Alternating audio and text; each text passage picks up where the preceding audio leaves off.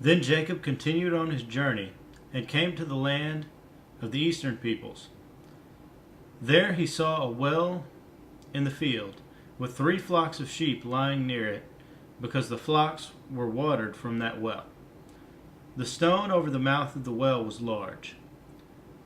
When all the flocks were gathered there, the shepherds would roll the stone away from the well's mouth and water the sheep. Then they would return the stone to its place over the mouth of the well. Jacob asked the shepherds, "My brothers, where are you from?" "We're from Haran," they replied. He said to them, "Do you know Laban, Nahor's grandson?" "Yes, we know him," they answered. Then Jacob asked them, "Is he well?" "Yes, he is," they said. "And here comes his daughter Rachel with the sheep."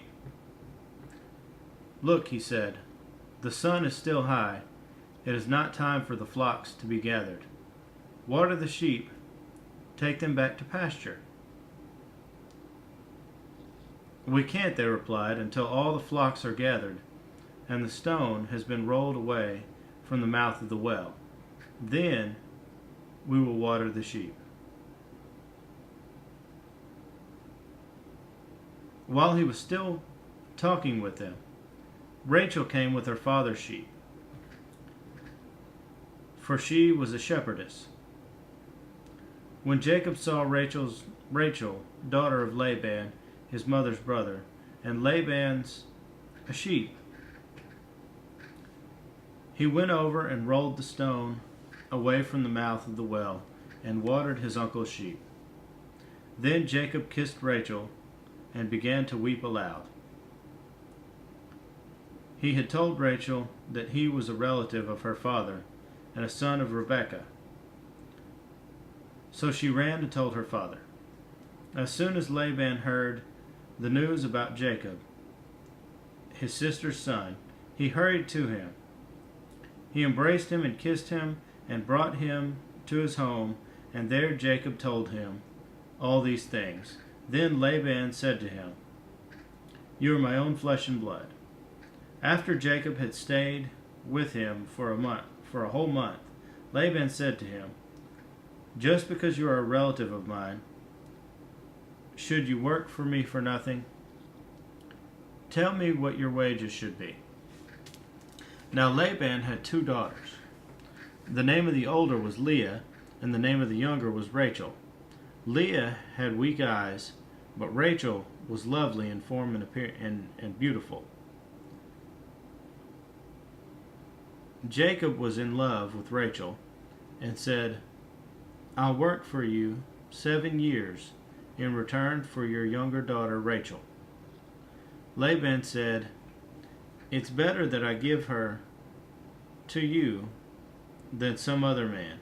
Stay here with me." So Jacob served 7 years to get Rachel, but they seemed like only a few days to him because of his love for her. Then Jacob said to Laban, "Give me a wife. My time is complete, and I want to lie with her." So Laban brought together all the people of the place and gave a feast. But when evening came, he took his daughter Leah and gave her to Jacob, and Jacob lay with her. And Laban gave his servant girl Zilpah to his daughter as her maidservant. When morning came, there was Leah. So Jacob said to Laban, "What is this you have done to me? I served you for Rachel, didn't I? Why have you deceived me?" Laban replied, "It is not our custom here to give the younger daughter in marriage before the older one. Finish this daughter's bridal week. Then we will give you the younger one also. In return for another 7 years of work." And Jacob did so. He finished the week with Leah, And then Laban gave him his daughter Rachel to be his wife. Laban gave his daughter, his servant girl Bilhah, to his daughter Rachel as her maidservant. Jacob lay with Rachel also, and he loved Rachel more than Leah. And he worked for Laban another 7 years. When the Lord saw that Leah was not loved, he opened her womb, but Rachel was barren. Leah became pregnant and gave birth to a son. She named him Reuben, for she said, "It is because the Lord has seen my misery. Surely my husband will love me now." She conceived again, and then she gave birth to a son. She said, "Because the Lord heard that I am not loved, he gave me this one too." So she named him Simeon. Again she conceived, and when she gave birth to a son, she said, "Now at last my husband will become attached to me, because I have borne him 3 sons." So he was named Levi. She conceived again, and when she gave birth to a son, she said, "This time I will praise the Lord." So she named him Judah.